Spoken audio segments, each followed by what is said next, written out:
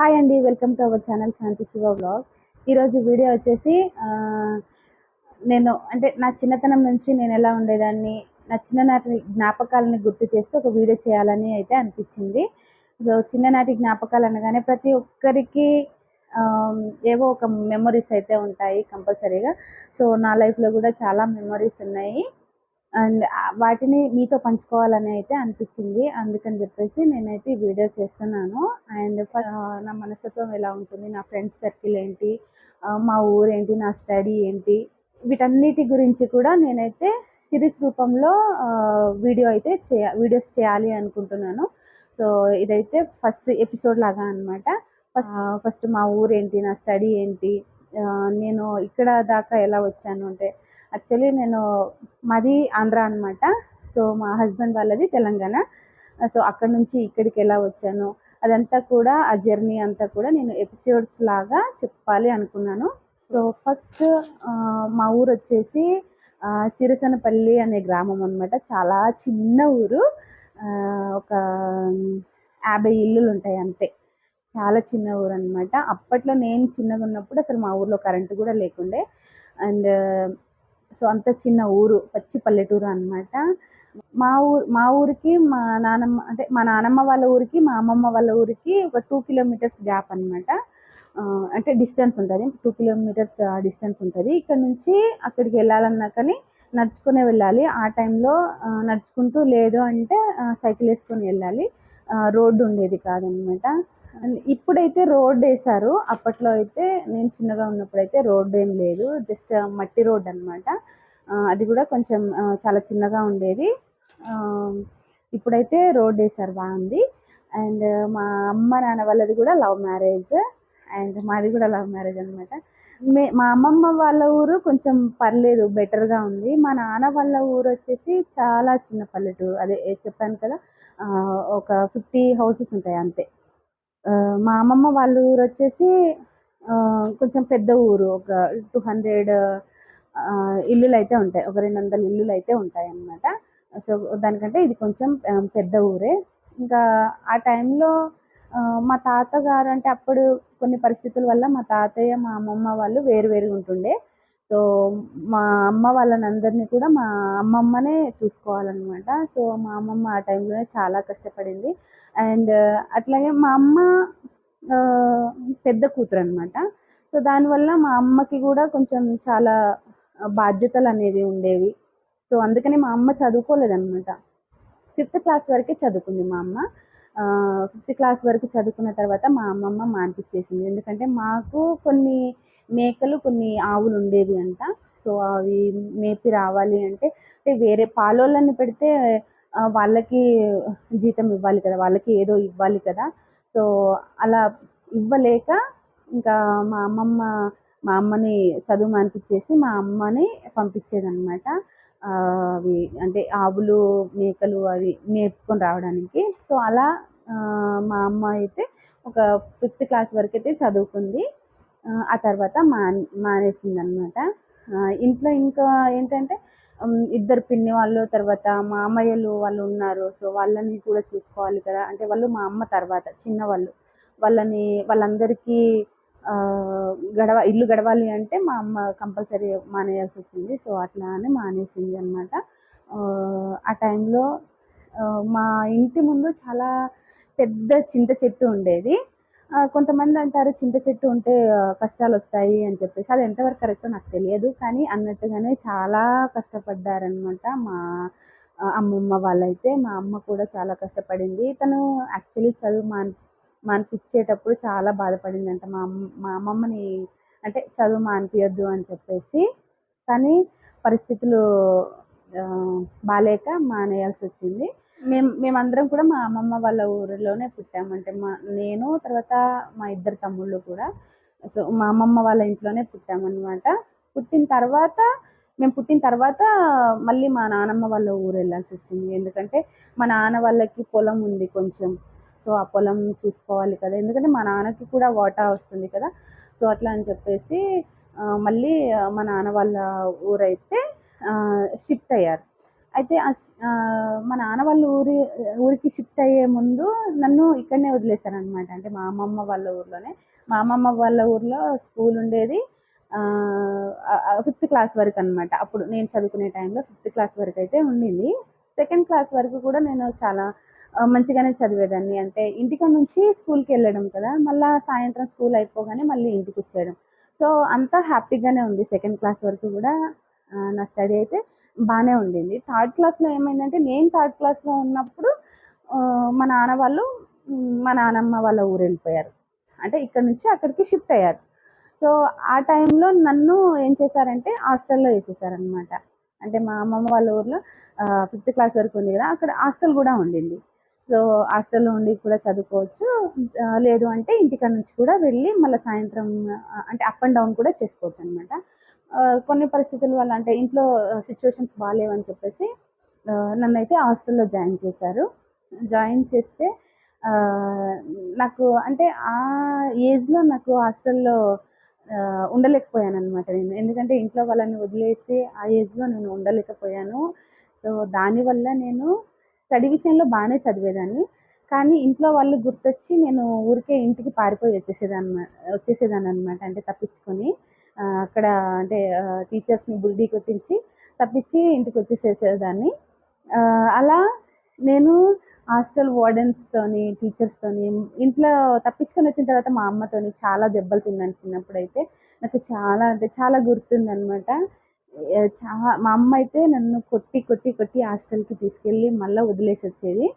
నేను ఇంటికెళ్తే మా అమ్మ కొడుతుందని చెప్పేసి ఏం చేసేదాన్నంటే, హాస్టల్ నుండి పారిపోయి వచ్చేసిన తర్వాత ఎవరైనా చుట్టాలింట్లో ఉండేదాన్ననమాట. లేకపోతే ఫ్రెండ్స్ ఇంట్లో ఉండేదాన్ని.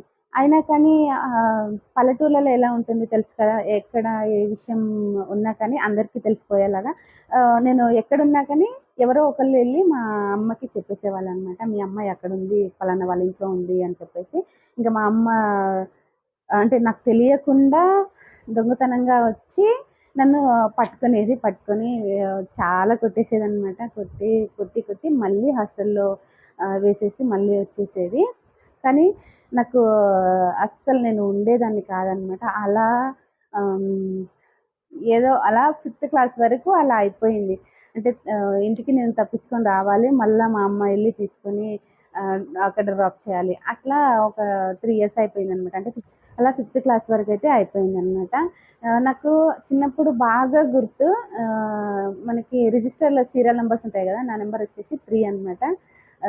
అంటే ఫస్ట్ వచ్చేసి సురేఖ అనే అమ్మాయి ఉండింది. ఆ తర్వాత చంద్రిక, ఆ తర్వాత నాదనమాట. నాకు నాకు అంటే అది నాకు గుర్తొచ్చింది. నాకు ఫ్రెండ్స్ సర్కిల్ చాలా తక్కువ. ఫ్రెండ్స్ ఎవ్వరు లేరు నాకు. ఎక్కువ అంటే కొంచెం వాళ్ళతోని ఉండేదాన్ని. నాకంటే ముందు ఎవరైతే ఉన్నారో ఇద్దరమ్మాయిలు, వాళ్ళు గూడా చాలా బాగా చదివారు. వాళ్ళు యాక్చువల్లీ వేరే ఊరు నుండి అక్కడికి హాస్టల్‌కొచ్చారు. కానీ నేను అదే ఊర్లో ఉండి నేను అక్కడ హాస్టల్‌లో ఉండలేకపోయాననమాట. అండ్ ఇంకొకటేంటంటే నేను ఆ టైంలోనే కొంచెం పాటలు గూడా బాగా పాడేదాన్ని. పాటలు పాడేదాన్ని, డ్రాయింగ్స్ వేసేదాన్ని. న్యూ ఇయర్ అప్పుడు గ్రీటింగ్స్ ఇస్తారు గదా! ఒకళ్ళకొకళ్ళు గ్రీటింగ్స్ ఇచ్చుకుంటారు. మనకిష్టమైన వాళ్ళకి గ్రీటింగ్స్ ఇచ్చుకుంటాం కదా! సో, అలా అందరూ గ్రీటింగ్స్ కొని ఇచ్చేవాళ్ళు. కానీ నేనేం చేసేదాన్నంటే మన ఇది చార్ట్ పేపర్స్ ఉంటాయి గదా! Colourful chart papers. ఆ పేపర్స్ కొనుక్కొని స్కెచెస్‌తోని ఏదన్నా డ్రాయింగ్ వేసి దాన్ని కట్ చేసి గ్రీటింగ్ లాగా తయారు చేసి ఇచ్చేదాన్ననమాట. అంటే నాకు క్రాఫ్ట్స్ చేయడం అప్పటినుంచే అలవాటనమాట నాకు. స్కూల్లో నోట్స్ ఇస్తారు గదా! అందులో ఒక నోట్స్ కంపల్సరీగా నేను పెయింటింగ్‌కేసేదాన్ననమాట. నాకిష్టమైన ఏదన్నా పెయింట్ నాకు నచ్చింది అంటే, ఆ పెయింట్ నేను వేసేసేదాన్ని. అట్లా కొంచెం పెయింటింగ్ గూడా నేను ఆ టైంలో వేసేదాన్ననమాట. అలా 5థ్ క్లాస్ వరకైతే అయిపోయింది. 5థ్ క్లాస్ అయిపోయిన తర్వాత ఏమైందంటే వేరే ఊరనమాట. ఎందుకంటే మా ఊర్లో 5థ్ క్లాస్ వరకే ఉంది. వేరే ఊరు అంటే కుందులూరు అని చెప్పేసి ఒక ఊరుంది. అది మా ఊరికి చాలా దూరం అనమాట. ఆల్‌మోస్ట్ ఒక ఐ థింక్ 30, 40 కిలోమీటర్స్ ఉంటదేమో.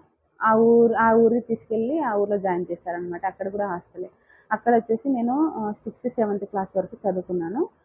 అక్కడి నుంచి అంత దూరం నుంచి ఇంటికి రావాలంటే కష్టం కదా! అక్కడ కొంచెం ఆహ్, చాలా దూరం వెళ్ళిన దారి మనకి తెలియదు. జస్ట్ అంటే ఎళ్ళేటప్పుడు మా అమ్మ కానీ, మా నాన్న కానీ డ్రాప్ చేసి వచ్చేసేవాళ్ళు. మళ్ళీ వచ్చేటప్పుడు మనం ఒక్కళ్ళమే రాలేం కాబట్టి కంపల్సరీగా అక్కడ ఉండి చదువుకోవాలి కాబట్టి అప్పుడు కొంచెం నిలబడ్డాననమాట. అంటే తప్పించుకొని రావడం అదంతా లేదు. కొంచెం చదువు మీద కూడా కొంచెం ఇంట్రెస్ట్ అనేది అప్పుడొచ్చిందనమాట ఆ టైంలో నాకు. ఇంకా అక్కడ వంట చేసే అన్నయ్య ఒకళ్ళు ఉండేవాళ్ళనమాట. అంటే నాగేశ్వరరావు అని చెప్పి అన్నయ్య వాళ్ళ వైఫ్ పేరు సునీత. సో, సునీతక్క అంటే నేను సునీతక్క అని పిలిచేదాన్ని. ఆ అక్క గూడా నన్ను చాలా బాగా చూసుకునేది. ఆహ్, అంటే వాళ్ళందరూ ఇప్పుడు నాకు కాంటాక్ట్స్‌లో లేరనమాట. కానీ ఎప్పుడైనా ఎళ్ళాలనిపిస్తది గానీ కుదరట్లేదు టైము. ఆహ్, ఈవెన్ అంటే మా ఇంటికెళ్ళడానికే కుదరట్లేదు. ఇంకా అవన్నీ ఎప్పుడు తిరుగుతాననిపిస్తది. ఆ అక్క అయితే నన్ను చాలా బాగా చూసుకునేది. హాస్టల్‌లో కొంచెం కర్రీస్ బాగుండేవి కాదు కదా! ఇంకా ఆ అక్క నాకు వాళ్ళ ఇంట్లో చేసిన కర్రీస్ ఏమన్నా ఉంటే నాకు పెట్టేదనమాట ఆ టైంలో. నేను కూడా వాళ్ళ ఇంట్లో ఉండేదాన్ని ఎక్కువ. ఇప్పుడు హాలిడే ఆహ్, సండే ఉందనుకోండి, సండే ఇంకా వాళ్ళ ఇంట్లోనే ఉండేదాన్ని నేను. అంటే హాస్టల్ దగ్గరనే అనమాట. స్కూల్ దగ్గరనే వాళ్ళ ఇల్లు. అక్కడ వంట చేయాలి కదా పిల్లలందరికీ. వంట చేసి పెట్టాలి. సో, అందుకని పక్కనే ఉండేవాళ్ళు వాళ్ళు. సో, అట్లా అనమాట. అట్లా వాళ్ళు నన్నైతే చాలా బాగా చాలా బాగా చూసుకున్నారు నన్ను. వాళ్ళని కూడా నేనైతే ఎప్పటికీ మర్చిపోలేను. నాకు ఇప్పటికీ గుర్తొస్తారు. బట్ వాళ్ళ ఫోన్ నంబర్ గానీ ఏది లేదనమాట. వాళ్ళకి ఎట్లా కాంటాక్ట్ అవ్వాలి అదంతా నా దగ్గర ఏం లేదు. సో, వాళ్ళని కాంటాక్ట్ అవ్వాలని ఉంటది గానీ ఎట్లా కాంటాక్ట్ అవ్వాలనేది తెలియదు. ఎందుకంటే ఇక్కడి నుంచి అక్కడికి చాలా ఎక్కువ డిస్టెన్స్. సో, అలా కనెక్షన్ తెగిపోయిందనమాట మాదైతే. కానీ నాకైతే వాళ్ళు ఎప్పటికీ గుర్తుండిపోతారు. ఇంకా స్కూల్లో ఒక మ్యాథమెటిక్స్ కృష్ణ సార్ అని ఉండేవాళ్ళు. ఆ సార్ కూడా నన్ను చెల్లి అని పిలుస్తుండే. అందరికీ చెప్తుండే అనమాట. నేను ఆ టైంలో పాటలు బాగా పాడేదాన్ని కదా! ఏదైనా పాట పాడాలి, ఏదైనా ఫెస్టివల్స్ ఏమన్నా ఉంటే పిల్లలతో పాటలు పాడిపించడము, లేకపోతే యాక్టివిటీస్ ఏమన్నా చేపిస్తారు కదా! ఆ టైంలో మా చెల్లి పాట పాడుతది. మా చెల్లి పేరు రాయండి అని చెప్పేసి నా పేరు రాపిచ్చేవాళ్ళనమాట. ఆ సార్ గూడా నన్ను సొంత చెల్లెల్లాగా చూస్తుండే. సో, అదొక బాండింగ్ అనమాట. నాకు బాగా నచ్చేది. హ్యాపీ ఎన్విరాన్మెంట్ అక్కడ నాకు కనిపించింది అనమాట. కుందులూరు అనే ఊరు. సో, అక్కడి నుంచి యాక్చువల్లీ అక్కడ 6, 7థ్ వరకే ఉన్నాయి. మళ్ళీ 8, 9, 10థ్ వేరే దగ్గరికెళ్ళాలి. సో, దానికోసం నేను మళ్ళా వేరే ఊర్లో జాయిన్ అయ్యాననమాట. చింతూరొచ్చేసి ఇంకా కొంచెం దగ్గర. మా ఊరికిను చింతూరుకి 15 కిలోమీటర్స్ దూరం అనమాట. అక్కడ జాయిన్ అయ్యాను. అక్కడ జాయిన్ అయిన తర్వాత కూడా ఆహ్, 8థ్ క్లాస్ నుండి 8, 9, 10థ్ చింతూరులో చదువుకున్నాను. చిన్ చింతూరులో ఏంటంటే కొంచెం పెద్ద స్కూల్ అనమాట అది. పెద్ద స్కూలు ఎక్కువ మంది ఉంటారు. పిల్లలు గూడా కొంచెం ప్రొటెక్షన్ ఎక్కువ. అంతా స్టడీస్ కూడా బావుంటాయన్నమాట. సో, చింతూరు వచ్చిన తర్వాత ఇంకా ఆహ్, కొంచెం పర్లేదు. స్టడీ కూడా అంటే ఫస్ట్ క్లాస్ అని నేనైతే చెప్పను. కాకపోతే 65%, 70%లో నేనైతే పాస్ అయ్యేదాన్ని. ఆహ్, తర్వాత చెప్పాను కదా! ఏమన్నా సాంగ్స్ ఉంటే, ఏమన్నా యాక్టివిటీస్ ఉంటే కంపల్సరీ పార్టిసిపేట్ చేసేదాన్ని. ఇంకోటి గేమ్స్ కూడా ఆడేదాన్ని అన్నమాట. ఫిజికల్‌గా కొంచెం నేను స్ట్రాంగ్‌గా ఉండేదాన్ని. అన్ని గేమ్స్ ఆడేదాన్ని ఆ టైంలో నేను. ఏదైనా గేమ్స్‌కి నేమ్స్ ఇస్తారు గదా! ఎవరెవరు గేమ్స్‌లో పార్టిసిపేట్ చేస్తారు అని చెప్పేసి ఇంక నా నా నేమ్ అయితే కంపల్సరీ ఉండేది. గేమ్స్‌లో పార్టిసిపేట్ చేసేదాన్ని. కొంచెం ఆహ్, ఇంక నేను పెయింటింగ్స్ వేయడము. గ్రీటింగ్స్ అయితే అసలు నేను కొనేదాన్ని కాదనమాట. ఆహ్, యాక్చువల్లీ మా పిన్ని అంటే మా అమ్మ వాళ్ళ చెల్లె అనమాట. చిన్న చెల్లె వెంకటలక్ష్మి. తనంటే నాకు చాలా ఇష్టం అనమాట.